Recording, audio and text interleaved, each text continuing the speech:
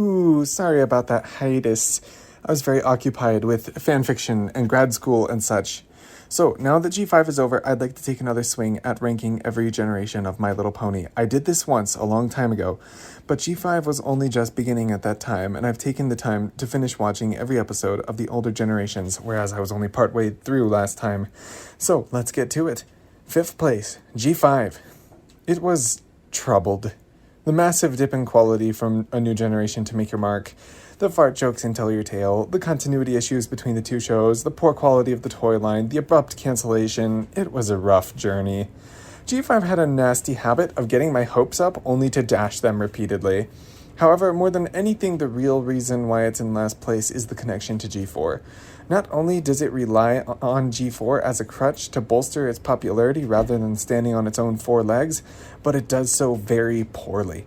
The list of continuity errors between G4 and G5 is almost endless. G5 can't even keep its own story straight, as it contradicts itself several times while dropping vague hints, but never fully answering the central question of how G4 Equestria fell apart. But in every version of the story, Twilight Sparkle made some really foolish decisions and things fell apart seemingly too quickly after G4's optimistic ending.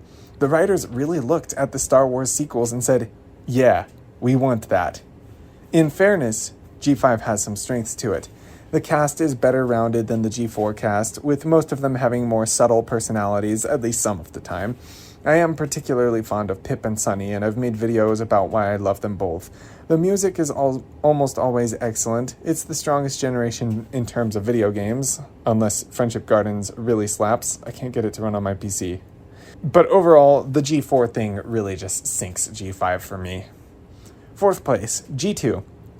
I felt really conflicted about the placement of this generation.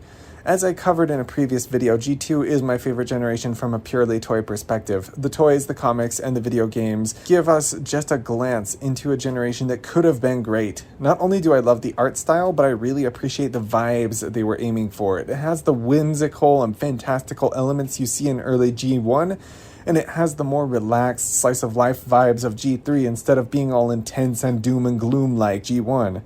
It's kind of the perfect storm for MLP, except for one thing. It has no show. It's easy to say that G2 could have been great, but it's kind of hard to explain what G2 really is. There aren't that many comics, and the back cards are annoyingly brief. There's just not enough content for us to really get to know the characters. G2 deserved better. 3rd place, G1. Oh my goodness, sorry, my cat's distracting me. Well, my brother's cat. Aww. Aww. Hi. You are such a lovely cat.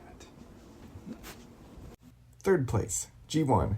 It has 2 shows that couldn't be more different. The 80s cartoon has a lot of fantasy and magic, but it tends to be extremely intense all the time to its detriment, as it never slows down to let the ponies enjoy life. They mostly just try to avoid getting enslaved by a new villain or monster every month. It's also a show that lacks polish in terms of its music, animation, and writing. Despite this, the 80s cartoon does show us a lot of ponies with distinct and memorable personalities who frankly deserved to be in a better show. The better show would come in 1992 with My Little Pony Tales.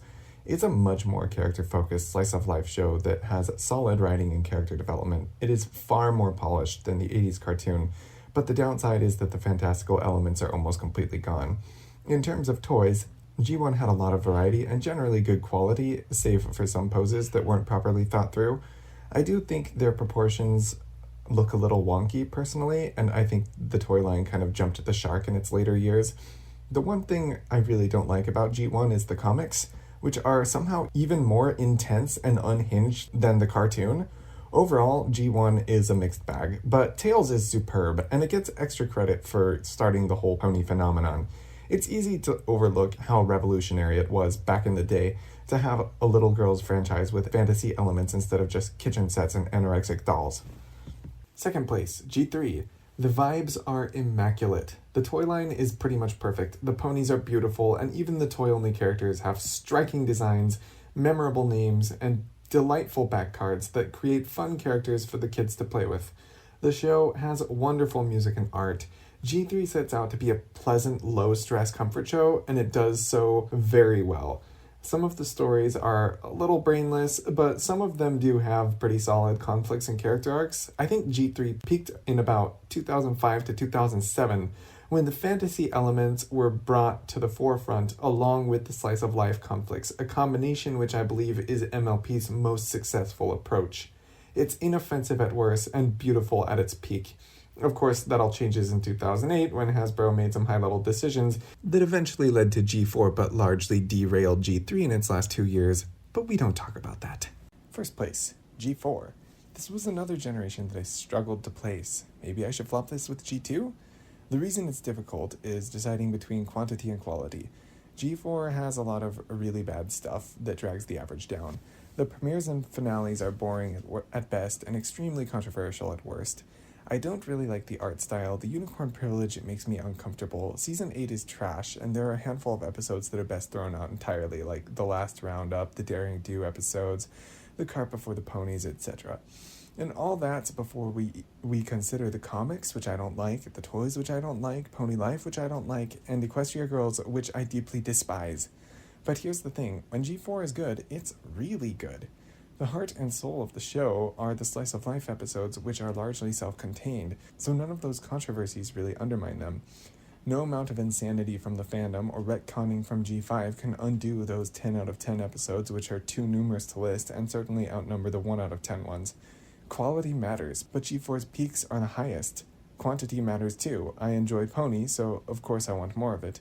As much as I wish certain episodes had never aired, I wouldn't trade away the good stuff for the bad. The character development, the world building, the nuanced storytelling, the life lessons, the music, this stuff is priceless.